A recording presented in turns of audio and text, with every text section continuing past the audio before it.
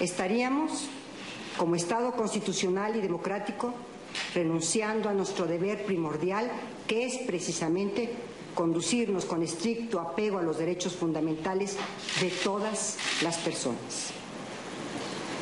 No podemos soslayar que este asunto trasciende del ámbito doméstico y que exige el cumplimiento del debido proceso legal como la forma más adecuada con que el Estado mexicano responde a la violación de derechos humanos de toda aquella persona que se encuentre en su territorio sujeta a un proceso penal.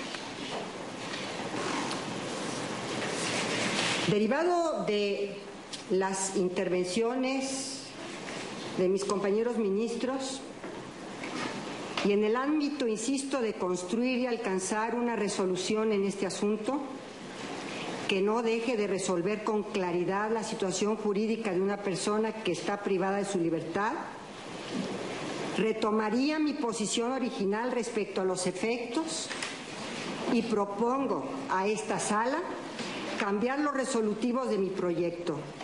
Y si el ministro Saldívar no tiene inconveniente, reincorporaría las consideraciones que expuso en el inicialmente discutido, por lo que hace a estos temas tan relevantes de violaciones al derecho de presunción de inocencia, al derecho de puesta sin demora y lo que acaba de decir el señor ministro Alfredo Gutiérrez Ortiz Mena, con este agravante, como lo hizo en su momento el ministro Saldívar, de la recreación o como se ha venido a llamar, el montaje. Desde luego también de la asistencia consular. También quiero ser muy precisa en que no se va a hacer ningún pronunciamiento alguno sobre la culpabilidad o la inocencia de la quejosa. Así entonces, presidente, propondría a esta sala la concesión de un amparo liso y llano y ordenar de inmediato la libertad de la quejosa, con base en las consideraciones del proyecto del ministro Saldívar. Ello atendiendo a la postura que como ponente me corresponde, pues habiendo una mayoría de 4 votos en el sentido de amparar, solo que uno de ellos es para efectos, mi deber como ponente es alcanzar una resolución que permita que este asunto pueda decidirse. Y si me permite, aquí traigo el proyecto del ministro Saldívar para hacer la propuesta de los puntos resolutivos que él en su proyecto había determinado.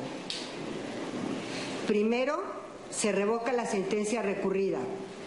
Segundo, la justicia de la Unión ampara y protege a Florence Marie Louise Cassé Crepin en contra de la autoridad y el acto precisados en los antecedentes de esta sentencia.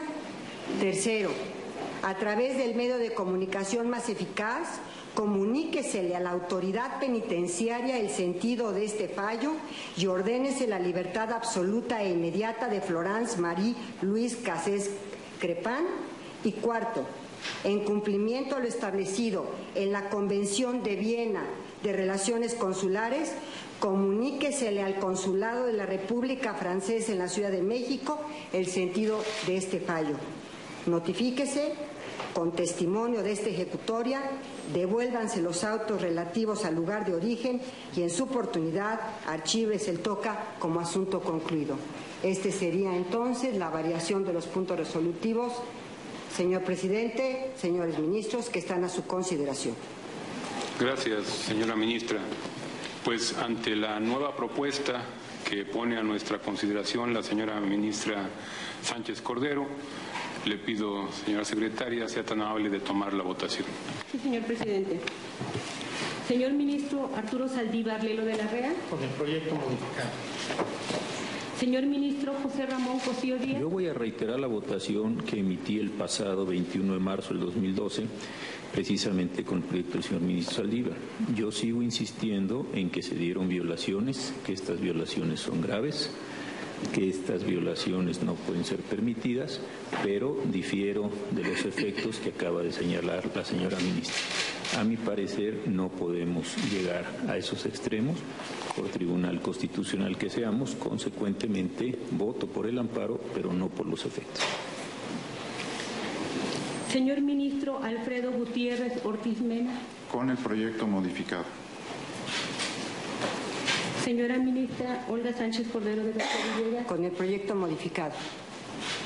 Señor ministro presidente Jorge Mario Pardo Rebolledo. En contra del proyecto, por las razones que expuse, ya que sin dejar de reconocer que hubo violaciones, desde mi punto de vista no impactan a todo el material probatorio que obra en la causa, sino a específicos medios de convicción a los que hice referencia.